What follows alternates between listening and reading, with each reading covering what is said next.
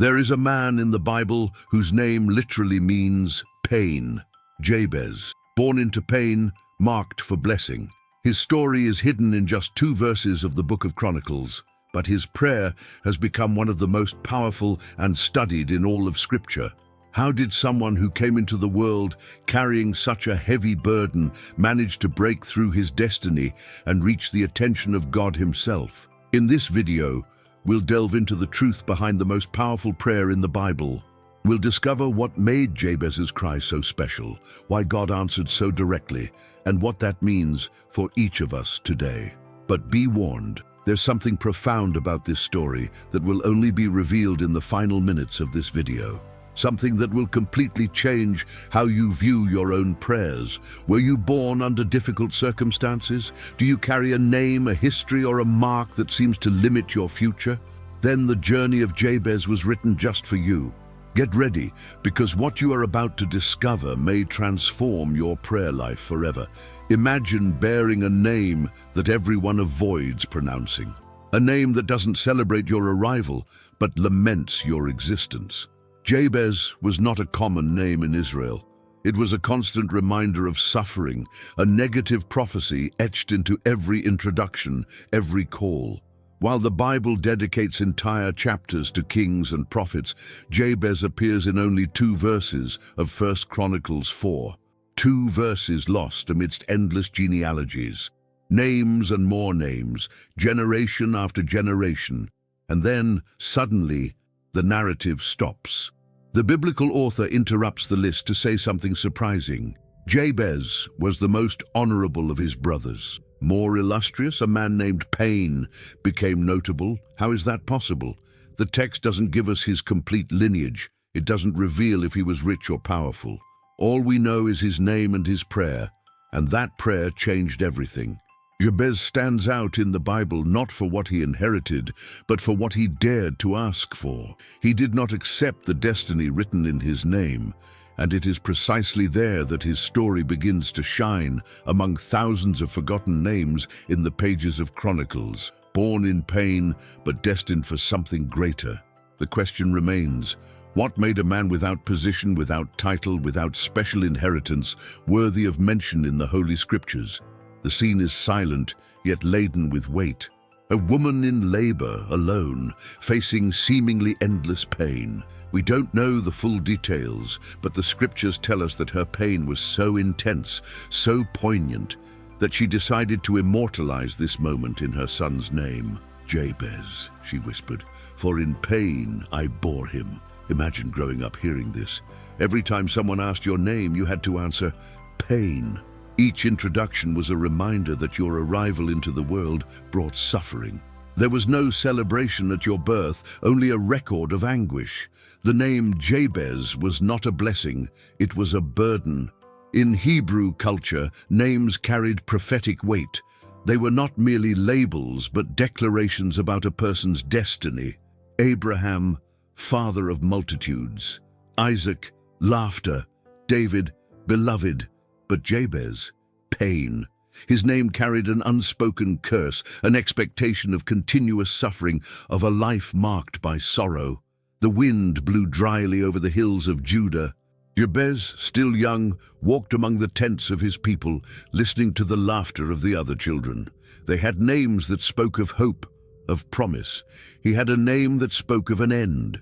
He saw in the eyes of the elders a mixture of pity and resignation. As if they all already knew, this boy will not go far. His name has already decided that. But something within Jabez began to rebel against this sentence. He looked to the sky and wondered, does God also see me only as pain? Or is there something more for me? And it was in this tension between the name he bore and the destiny he desired that one of the most transformative prayers ever recorded was born. If your name says one thing, but your heart yearns for another, what do you do? Jabez was about to show us. Jabez grew up under the weight of an imposed identity. Everyone around him expected little from him. After all, how could someone called Pain prosper? How could he bring joy, build a legacy, be remembered with honor? Society had already written his script, and it wasn't a script for victory, But there comes a moment in every human being's life when we are confronted with a fundamental choice: to accept what others say about us or to seek what God says about us. Jabez reached that moment, and instead of conforming to the negative prophecy of his birth, he decided to do something few have the courage to do: confront his destiny through faith. The Bible doesn't tell us details of his youth, but we can imagine the inner struggles. The nights he looked at the stars and wondered if God had a better plan for him. The days he felt the weight of rejection, doubt, and limitation. Overcoming pain through faith wasn't just a spiritual concept for Jabez, it was a daily necessity. And then came the decision. Jabez would no longer allow his past to define his future. He would no longer accept that his mother's suffering determined the purpose of his life. He had a choice: to live as a victim of his name or to seek a new name through the God who changes stories. And Jabez chose to seek. This choice, this refusal to accept the imposed destiny, prepared the ground for the most important moment of his life. A moment in which he would kneel and make a request that heaven could not ignore. And then Jabez prayed. Not an ordinary prayer, not a timid or religious request. It was a cry from a broken soul seeking complete transformation. "Oh, that you would bless me." Jabez's prayer begins with an urgent, almost desperate plea. This is a man who is not merely making a casual request to God. He is pouring out his heart. The interesting thing is that Jabez didn't ask to change his name. He asked God to change his reality. There's a huge difference there. He wasn't asking to forget the past, but to build a future so powerful that the past would lose its power over him. That's the nature of a prayer that changes destiny. It doesn't deny the pain, but seeks purpose through it. "Oh, that you would bless me and enlarge my territory." Jabez wasn't content with merely surviving. He wanted to prosper. He didn't just want to escape suffering. He wanted to expand his territory. Here is a man born with nothing, asking for everything, and not out of greed, but for divine purpose. And before we continue, if this story is touching your heart, don't forget to subscribe to the channel and leave a like, because Jabez's powerful prayer isn't over yet, and what comes next will show why this is considered one of the most profound petitions in the Bible. "May your hand be with me." Jabez knew that expansion without God's presence is disaster. Growth without divine guidance is danger. So he asked for God's hand, for the constant companionship of the Almighty in every new territory he conquered. He understood something that many forget. It's not enough to have more. You need to have God in everything you have. And then came the final request, the most revealing of all, something that shows the spiritual depth of this man called pain. "Deliver me from evil, so that it may not afflict me." Jabez's request ends with a deep concern. He doesn't just want blessing and expansion, he wants protection. Protection from the evil that could destroy everything God had built in him. Protection from causing pain to others, like the pain that marked his birth. Each element of this prayer reveals extraordinary biblical messages of overcoming. First, bless me, a request for undeserved divine favor. Jabez doesn't argue that he deserves a blessing, he simply asks. He acknowledges his need and God's generosity. This is radical humility. Second, enlarge my territory. Here we see vision and courage. Jabez is not merely asking to improve his current situation, he is asking for significant expansion. At that time, territory meant influence, resources, the ability to bless others. He wanted to expand not only for himself, but to be able to impact more lives. This is divine purpose in action. Third, that your hand be with me. Total dependence. Jabez knows that without God, any conquest would be empty and dangerous. God's hand represents guidance, protection, approval, and power. He is saying, "Lord, I don't want to go anywhere where you are not." That is intimacy with God. Fourth, deliver me from evil. Spiritual awareness.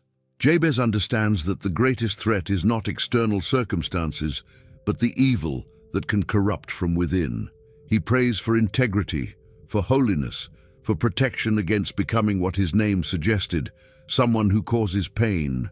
God's promises are real, but they require a heart that seeks genuine spiritual transformation. Every word of that prayer was carefully chosen. There is no manipulation, no bargaining, no presumption, just a broken heart seeking a compassionate God. And what happened next is simply amazing. And God granted him what he had asked. 9 words in the original Hebrew. A short phrase, but one that carries the weight of eternity. God answered. The heavens moved. The impossible happened. Think of the magnitude of this. A man with no position, no special inheritance, no political connections, only a name that prophesied failure, prayed. And the creator of the universe stopped to answer. There are no restrictions, no buts, no conditions. The Bible simply declares God granted it.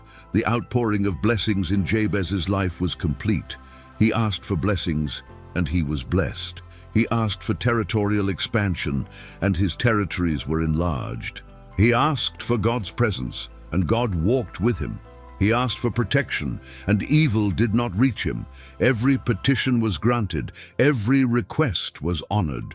This reveals something fundamental about God's character. He is not limited by our past. He is not impressed by our origins. He doesn't care what they said about us or what they wrote in our name. God responds to sincere faith, to a broken heart, to a genuine cry. And when he responds, he completely changes stories. Jabez's territorial expansion wasn't just geographical. It was emotional, spiritual, and relational. He went from being sorrowful to being most illustrious among his brothers. From someone marked by suffering to someone marked by Jabez's blessing. His name didn't change, but his reality was completely transformed. But what exactly does this expanded territory mean? There's something deeper here than simply gaining more land, something that applies directly to our lives today. In the Bible, territory is never just about physical space. It's about influence. It's about purpose. It's about the area of life where you can glorify God and bless others.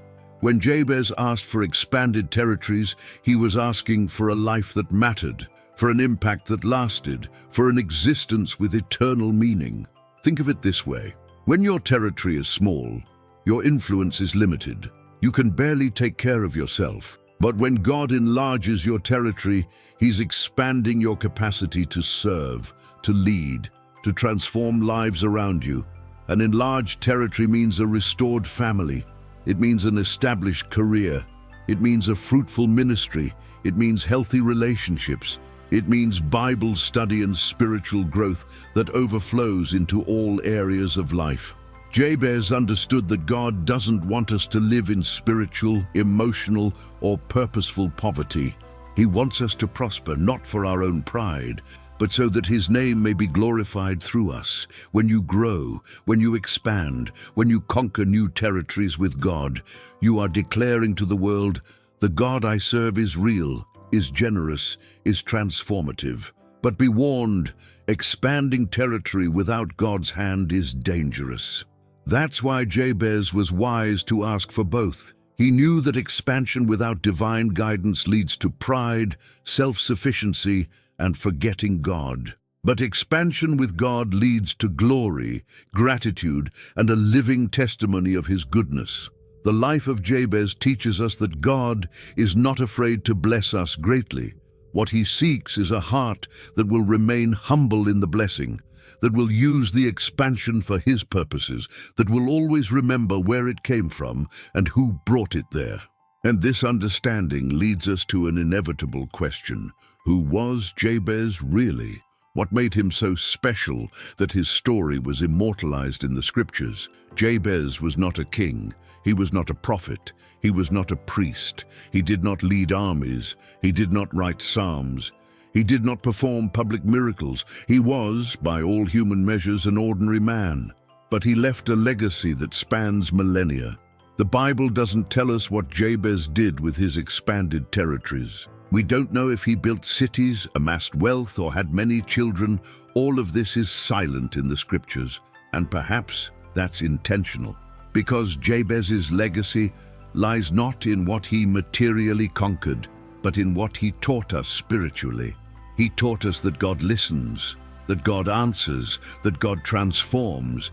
His story, hidden within the biblical curiosities of the Book of Chronicles, has become one of the most powerful testimonies that origin does not determine destiny, that the past can be overcome, that painful marks can become scars of victory. Millions of people around the world know the story of Jabez. Pastors preach about him. Books have been written about his prayer. People seek to understand the secret behind his cry, and all because a simple man decided not to accept the destiny written in his name and sought something greater in God. Jabez's legacy is this: it doesn't matter where you came from. What matters is where God can take you. It doesn't matter what they said about you. What matters is what God says.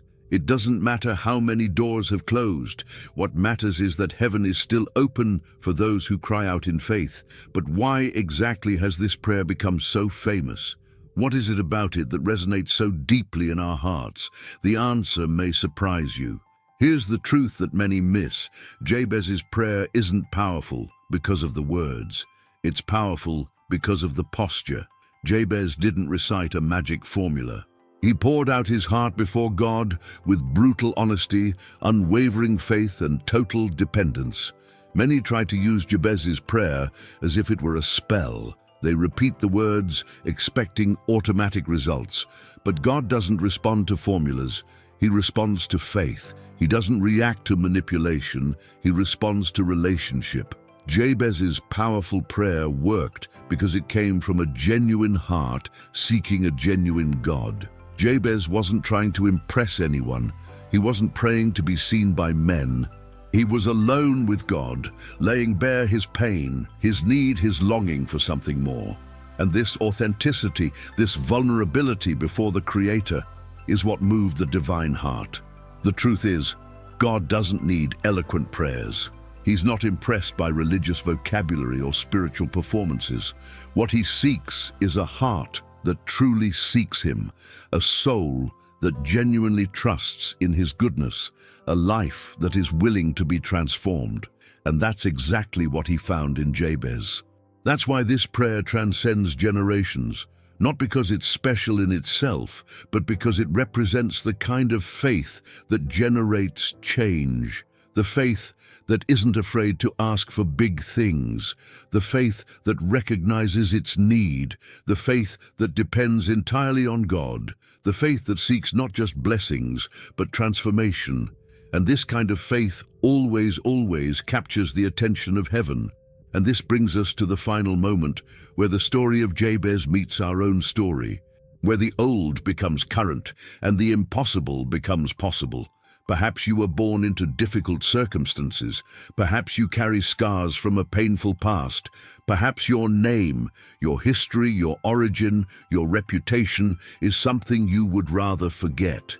If this is you, then the biblical story of Jabez's overcoming adversity was written for you. God is not limited by your past. He is not afraid of your failures. He is not disappointed with your origins. He is waiting, just as he waited for Jabez, for you to come to him with genuine faith and ask for transformation, for expansion, for a life that goes beyond human expectations. The question isn't whether God can change your story. The question is, will you ask? Will you dare to pray with purpose like Jabez prayed? Will you confront your destiny with faith, or will you passively accept what they've said about you? Because God's promises are available, but they need to be attained through prayer, faith, and the courage to believe that He is good. Overcoming pain through faith isn't about forgetting what happened. It's about building something so beautiful in the present that the past loses its power over you. It's about allowing God to transform your scars into testimony, your tears into strength, your pain into purpose. just as he did with Jabez. Today, right now, you can pray your own prayer of Jabez, not by copying his words, but by bringing your genuine heart before God. Ask for blessing, ask for expansion, ask for divine presence, ask for protection from evil, and then watch what God will do. Because the same God who heard Jabez thousands of years ago is listening to you now. Remember, being born in pain doesn't mean being destined for pain. Jabez proved that, and you can too. The story of Jabez teaches us that genuine spiritual transformation begins with a choice. The choice not to accept the imposed destiny, but to seek the destiny promised by God. And when you make that choice, when you pray with true faith, the impossible begins to happen. If this video touched your heart, leave a comment sharing how Jabez's story impacted you.